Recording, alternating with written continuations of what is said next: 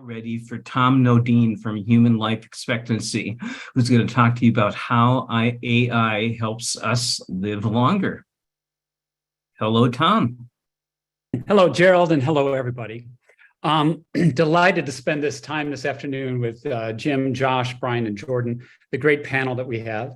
And do want to talk to something that I think is quite central to all of our lives, the notion of living longer. Let me get my slides up and show you what we're talking about here. By way of introduction, most of my career, I've been a mild-mannered management consultant. I worked with Booz & companies, I led their US insurance practice, and I led KPMG's global insurance practice. And I spent the vast majority of my time working with these companies to implement new technologies to revolutionize insurance. These are things like driverless cars. These are things like sensors in homes. And then also they've more recently become about sensors on the body, things like Apple Watches and Fitbits and all of that.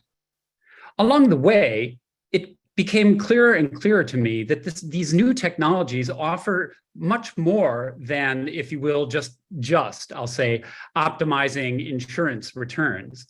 They actually offer the option, the potential for us all to live longer. And so I started chasing that in a robust way right around the time that COVID hit. The notion was there's all kinds of new technologies coming out. There's genetics, there's epigenetics, there's all kinds of sensors, there's advances in medicine pretty much every day. And the notion was, well, if these inventions are coming more and more quickly, what's that going to do to global human life expectancy? We undertook a 2-year study looking at all kinds of technologies, all of the ones I've mentioned, and we worked with actuaries and others to say, how could each one of these technologies impact the diseases that kill us, the other things that determine our mortality? And we came up with an astonishing conclusion, which is that it's extremely likely that across the globe, human life expectancy will increase by at least 10 years in the next 20 years. That's an astonishing achievement, and it will absolutely change our lives individually. It'll change our businesses. It'll change our societies in a fundamental way.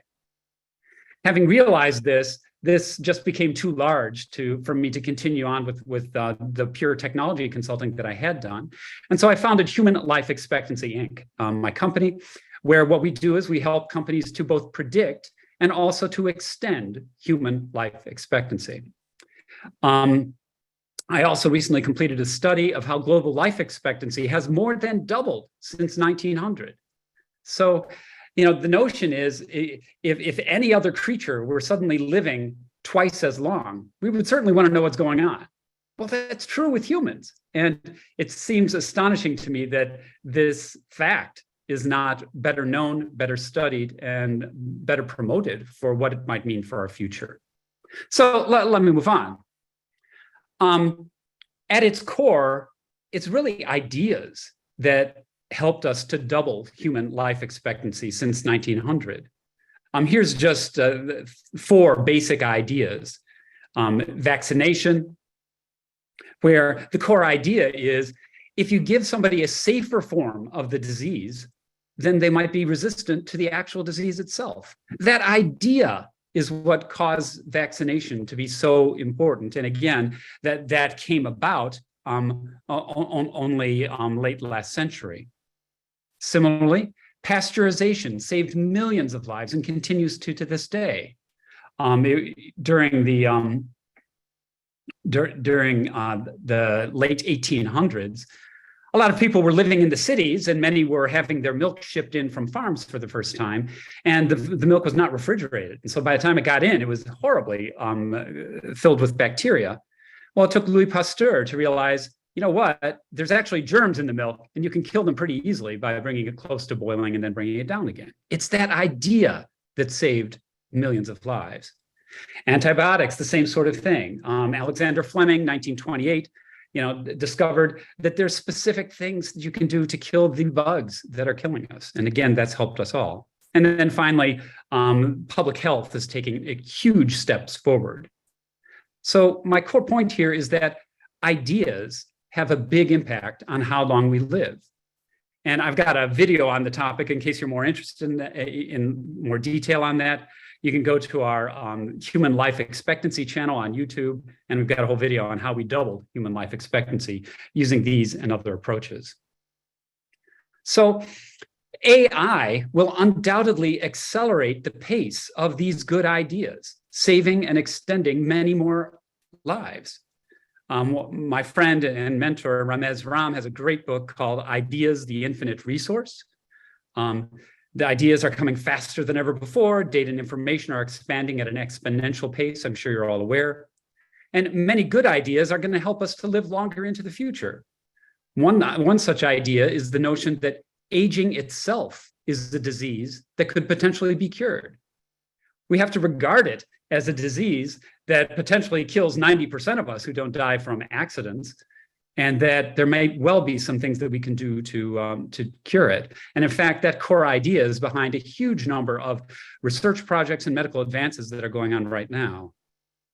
Another such good idea might be that we can and should hold our governments responsible and accountable for increasing life expectancy.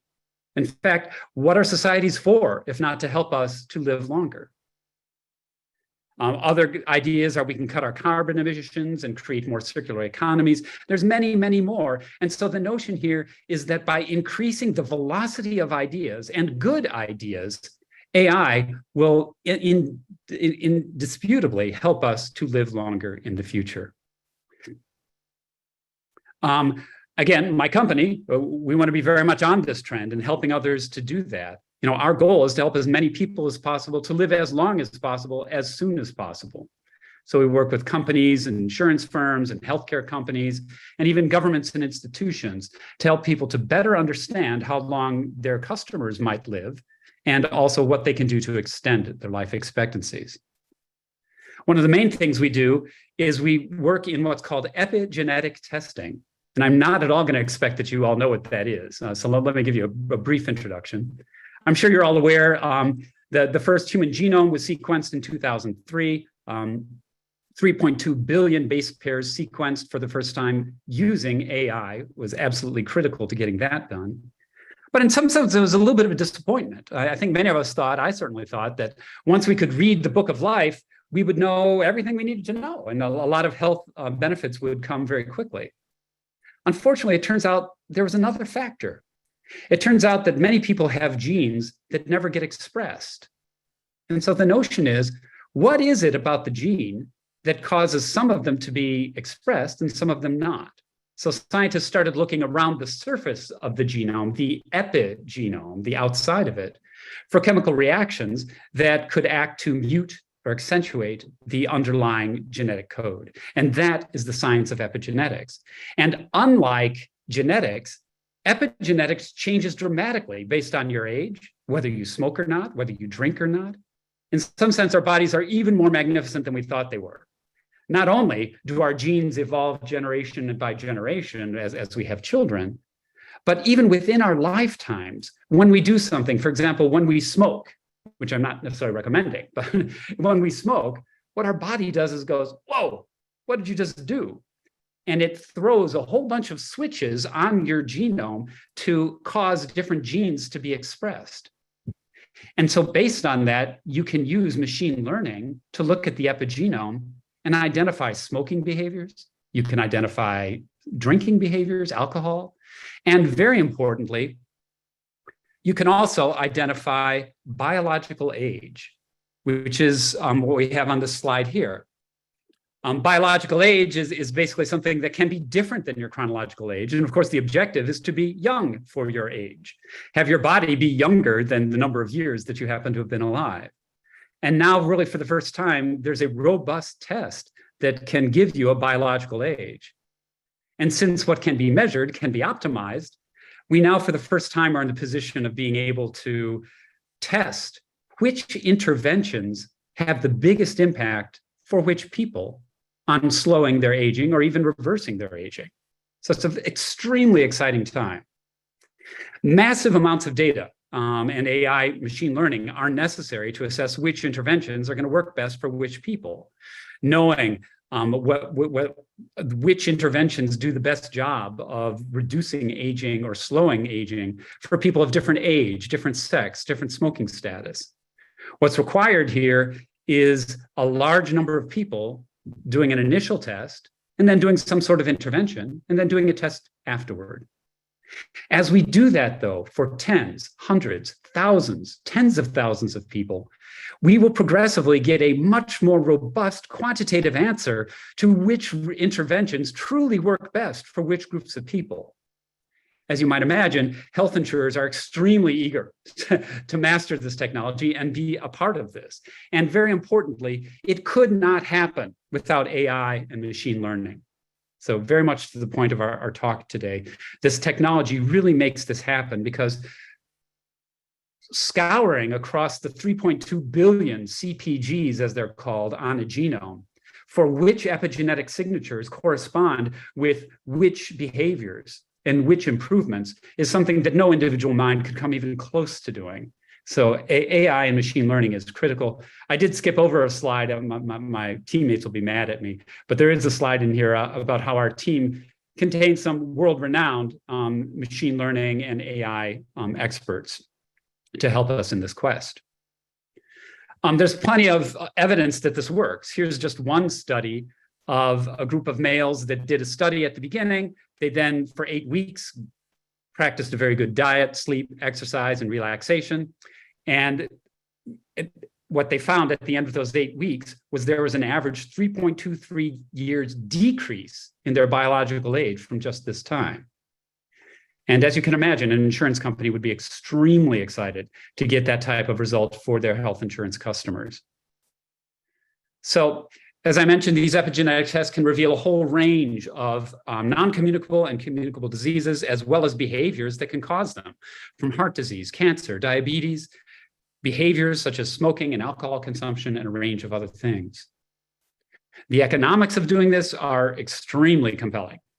Catching diseases early and adopting optimal behaviors and interventions, insurance companies can improve their customers' health and reduce their claims. And this has enormous kind of bottom line impact for insurers, in addition to perhaps the most important thing, which is simply helping people to live longer.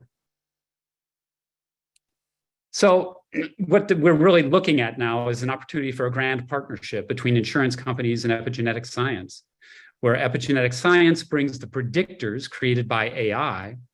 The insurers have the volume of tests required to refine which predictors and explore which interventions have the biggest impacts on value. And again, the benefits to humanity are faster, greater knowledge of which interventions work best, better health, and enhanced longevity. If this is of interest to you, and I hope that it is, I've got another video on genetic and epigenetic testing on this topic on my YouTube channel. But you might say, well, hold on, isn't there another side to AI where it potentially could hurt human life expectancy? My team with a group of actuaries explored this in detail. And one common thought that comes up is it possible that AI will rise up and take us all over? That actually makes pretty good fiction, but I think the likelihood of that, for anyone who's studied it in detail, is actually quite low. Refer you to the book mentioned here if you want more detail on that. It's an extremely solid text that goes through Neil Bostrom's view of what could actually happen, and he comes to the conclusion it's extremely unlikely to happen in a way that we cannot control. There's actually much more we could talk about how AI could potentially hurt us. One of the biggest impacts potentially is the misuse of AI to control people, tell them false news and other things like that. But even given our most aggressive assumptions of the potential damage that could be caused, the number of people that might die from that, that's less than 1/3000th the risk, this video will show you, of many other risks like pandemics, nuclear and biological weapons of mass destruction, and climate change. So there are huge impacts, of course, from AI. Not only will it impact our media, but also will impact our jobs. There's many jobs that are being impacted right now from ChatGPT and others. That's a whole nother video we could talk about. And And many studies confirm that risk. Many jobs are likely to be replaced. So there's plenty coming here. We explore some of these in our economic impacts of living longer video. But again, these have always been the case with new technologies. And for all the jobs that are hurt, there will likely also be many that are created. So look, in summary, AI is absolutely going to increase global human life expectancy. It's going to accelerate the pace of good ideas that have proven to be the major causes of increases in HLE in the past. It's an intrinsic component of genetics and epigenetics and a host of other technologies with extraordinary possibilities of increasing HLE. It's going to help us live longer, less wasteful, more fulfilling lives. And if we make the mistake of slowing the advancements of HI/ML, we postpone these benefits to our peril. The net of that is going to be we're probably going to lose many more people than we might save. So again, pleasure to meet you all. Pleasure to be with this esteemed panel today. If you're interested in more, please check us out at humanlifeexpectancy.com and subscribe to the Human Life Expectancy channel on YouTube. With that, I'll put it back to Gerald and the group. And again, thank you all. I look forward to getting to know you better. Thank you, Tom. That was excellent. And you got me inspired to want to journal with a chatbot about how to live longer and see what advice AI has. So you're doing some pioneering research. So congratulations.